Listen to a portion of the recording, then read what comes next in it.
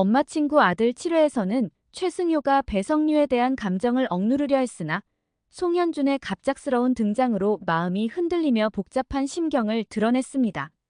최승효는 드디어 자신의 마음을 고백할 결심을 하지만 마침 송현준이 나타나면서 상황은 더욱 복잡해졌습니다.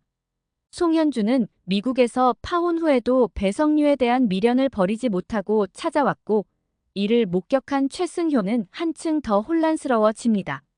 송현준은 배성류에게 여전히 사랑한다고 고백해 혼란을 가중시켰고 그로 인해 최승효, 배성류, 송현준, 그리고 배성류의 가족들이 한자리에 모이게 되는 긴장감 넘치는 장면이 연출되었습니다. 배성류의 가족들은 송현준에게 화를 내었지만 결국 함께 집 안으로 들어갔고 최승효는 자리를 피할 수밖에 없었습니다.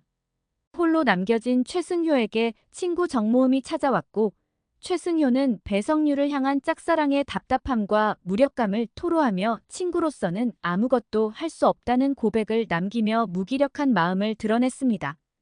이에 정모음은 짝사랑은 자력 탈출이다고 말해주며 응원했습니다.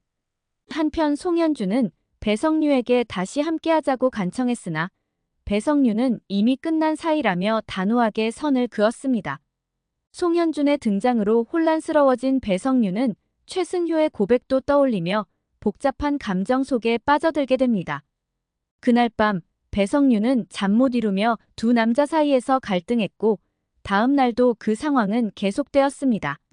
송현준이 배성류를 기다렸으나 이때 최승효가 자전거를 끌고 나타나 배성류를 자전거에 태우고 송현준을 지나쳤습니다. 벚꽃이 흩날리는 길을 자전거로 달리는 두 사람 사이에는 어색하면서도 미묘한 설렘이 감돌았습니다. 그러나 최승효는 배성류와 송현준의 대화에 질투심을 느껴 은근히 비꼬는 말을 던졌고 두 사람은 또 다투게 됩니다.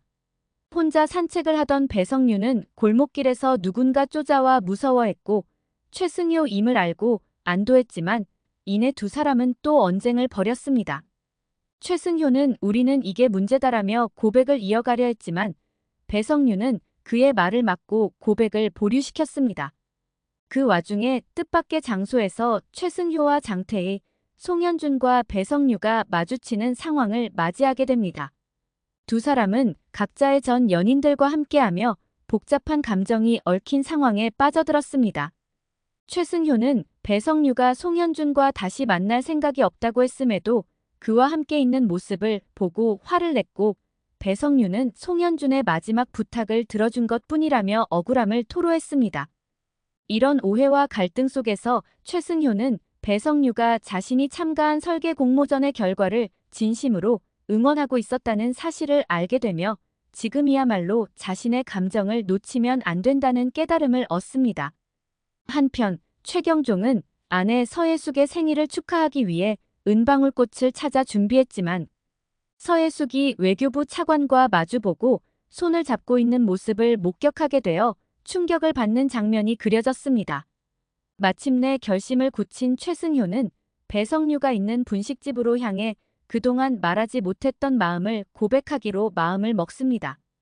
더는 미루지 않겠어라고 다짐한 그는 배성류에게 너 때문에 미치겠다는 말, 너 때문에 돌아버릴 것 같다는 말.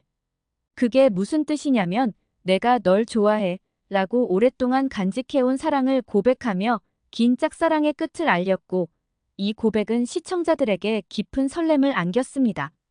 최승효는 마침내 배성류에게 자신의 오랜 짝사랑을 고백했고 배성류는 그 고백을 계기로 자신이 최승효에게 느꼈던 감정을 되돌아보았습니다.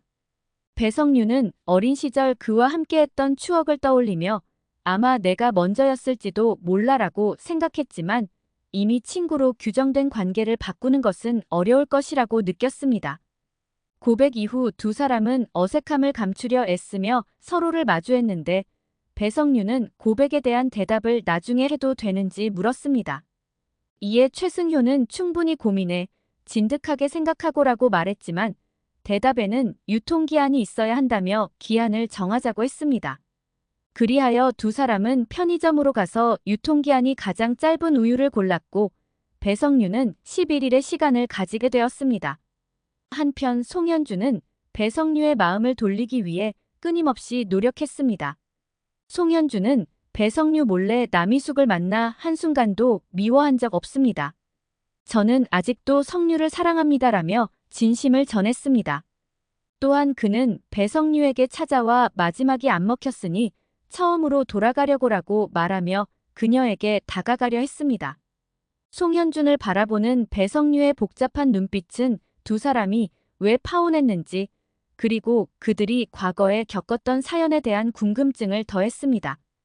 이 와중에 배성류는 가족들에게 자신이 요리를 시작했다는 사실을 들키게 됩니다. 그러나 남희숙과 백은식은 요리를 강력히 반대했고 특히 엄마가 배동진과 다른 잣대로 자신을 대하는 것과 요리는 절대 안 된다는 아빠의 반대에 배성류는 좌절합니다. 배성류는 집을 나와 걷기 시작했고 뒤따라 나온 최승효가 그녀와 함께 걸으며 위로해 주었습니다. 요리 실습 장소를 찾지 못해 고민하던 배성류에게 최승효는 자신의 회사에서 실습을 하라고 제안합니다.